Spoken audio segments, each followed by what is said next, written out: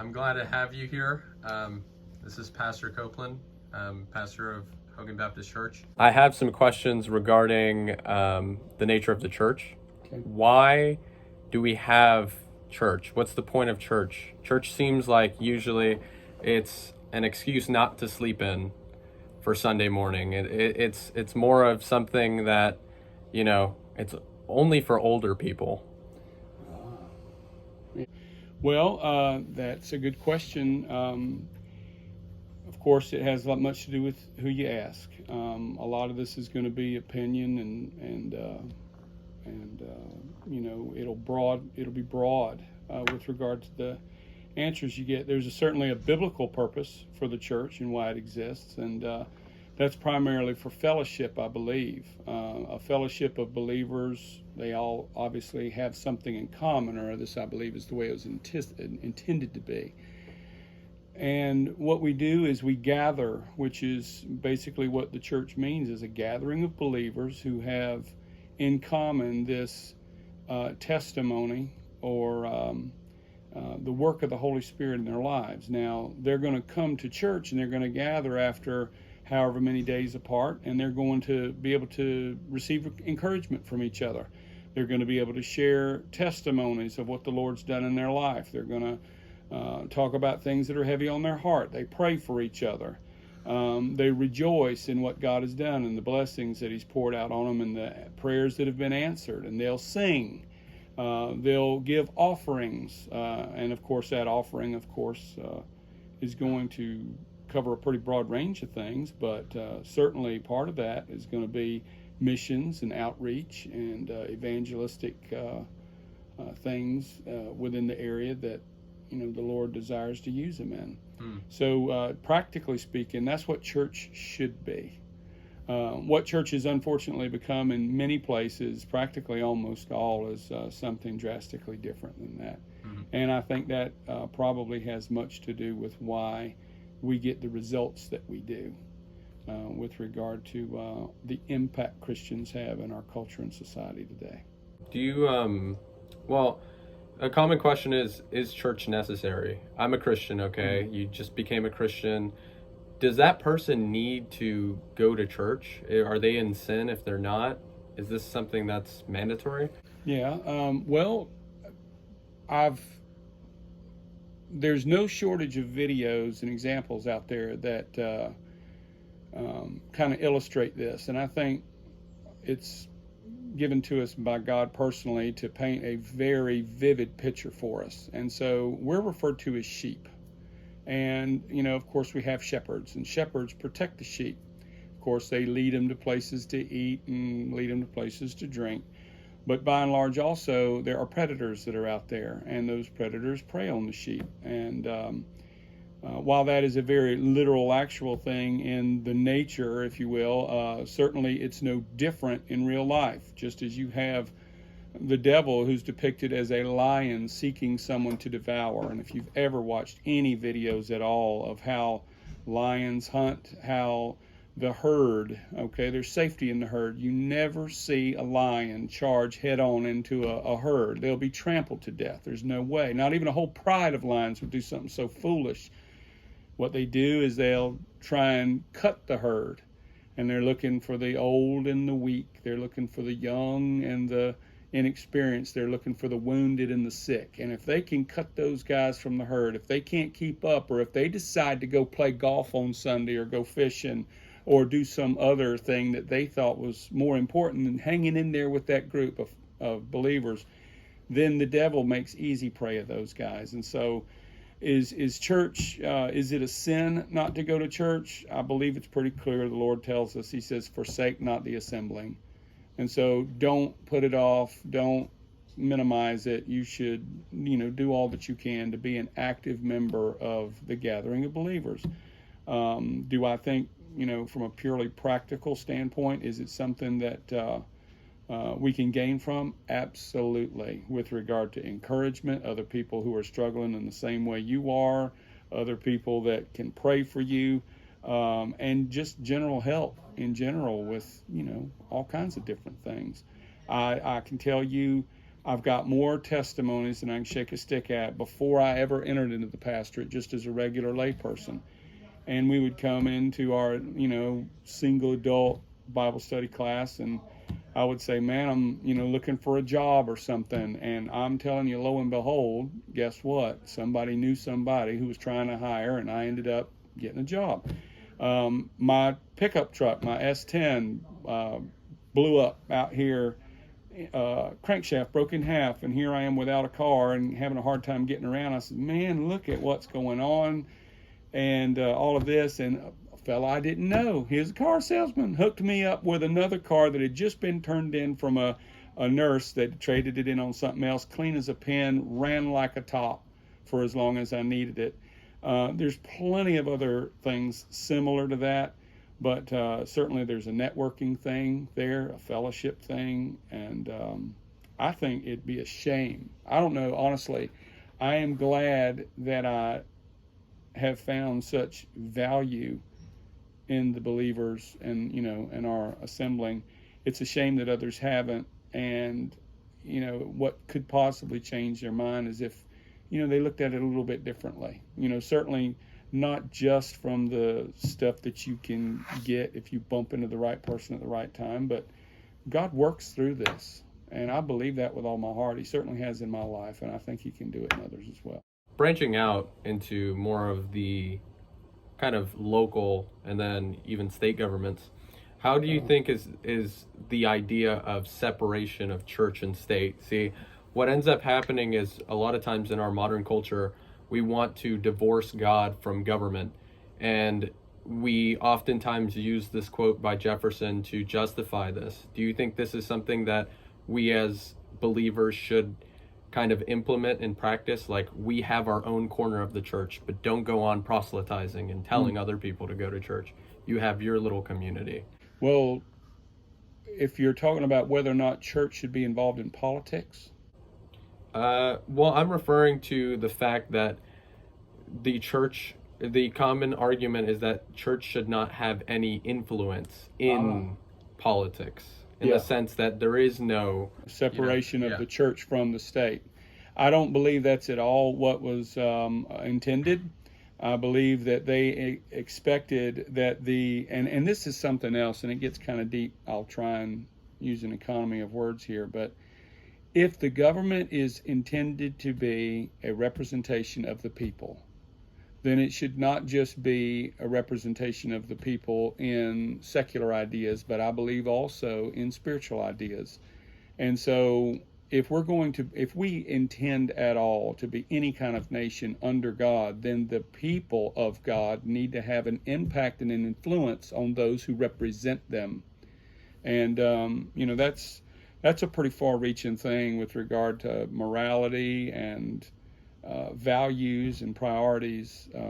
But I believe with all my heart, if it were the case that we had more Christians involved at every level of politics, but particularly in local government, because as most people wait for a change of administration in the White House and we sit back and let the world go straight to hell until the next election, we could very, very quickly and easily be involved in our local school boards and in our city councils to impact decisions that are made right here in our very neighborhoods.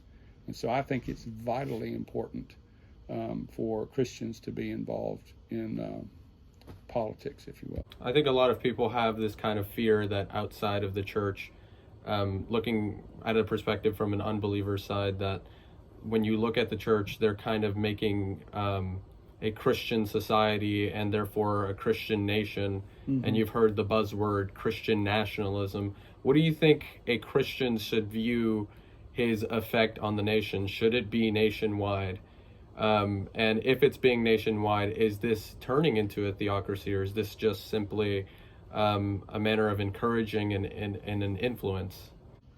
Well, as far as a theocracy is concerned, you have to define the theos that they're, involved with. And so the government has from the very start attempted, and I believe is on a single track mission, to be God in the life of every person in our country, at least. and they want us to go to them for our food. They want us to go to them for our blessings. They want us to go to them for our protection and providence and everything else. And so has been an effective squeezing out of the spiritual to establish the government as, the end all be all. And that's unfortunate because certainly it's not working out. But I think to answer your question,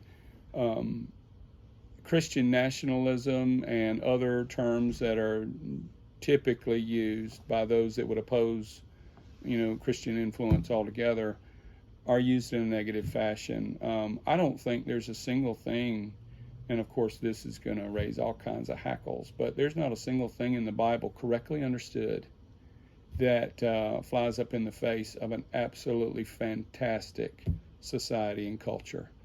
And if it were the case that we could implement some of those, and really truthfully, many of those we do. We respect our authority. We submit to those who are over us. We're law-abiding. We do things in civil fashions with structure and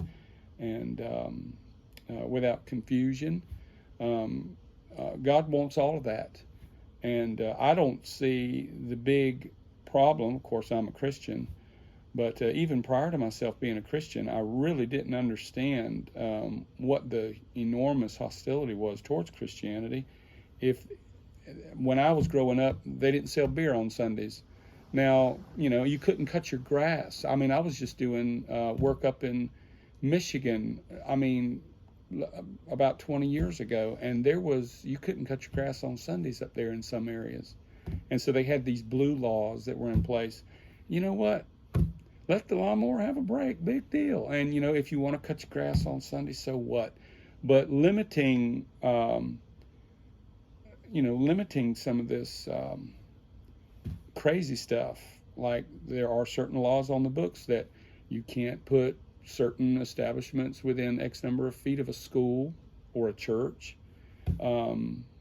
We slip further and further away from that. Now we've got Drag Queen Story Hour in our public libraries, but that didn't come from the church, I'll guarantee you that. Not the Church of Jesus or the biblical church. So should it have more of an influence? Yes, it should. As far as Christian nationality is concerned, I'm not at all opposed or ashamed of us being a nation under God in the truest sense. And really, I don't know what anybody else should be afraid of. We don't kill, we don't steal, we don't run around on anybody else other than our wives. We're in church on Sunday. The morality of God is not that high a bar for most cultures. If you want to, eat each other, then maybe there are other places for you to live, but certainly a nation under God ought to act like one. Last question. Yeah. So you see, there's some statistics that show that there is a decline of church going and even religious affiliation. Do you think that the church as a whole, in a Christian worldview, do you think that the church as a whole is dying, is growing, or is it a mix of both or in between, or something that's very fluid? Do you think that it's maybe, do you think that oftentimes we think that in one part it's growing and another part not? How do you think about that? So is God still in the saving business? Yes, I think he is. If it wasn't, this would have all come to an end. So God is still reaching out. His Spirit is still working. He's still drawing people into himself. Is Christianity thriving in pretty much every other country in the world except the United States? Those are the same numbers that I have. The United States is about the only country on the planet where Christianity is on the decline. I believe we're closing doors in Orthodox Christian churches on a regular basis. It is dying out, it seems. And that's an involved question, takes a somewhat elaborate response to develop. But I believe that in our culture and in our society, church is, it used to be a much, much bigger deal back in the 80s, I guess, in the 70s. and it has really tapered off with regard to the sizes of the congregations. Now, much has changed. You got people doing stuff in houses now, in small groups, and other types of settings. There's been other movements within the church where they're not trying to make the big mega churches anymore. They're storefronts popping up all over the place. And so have Christians disappeared? Not necessarily.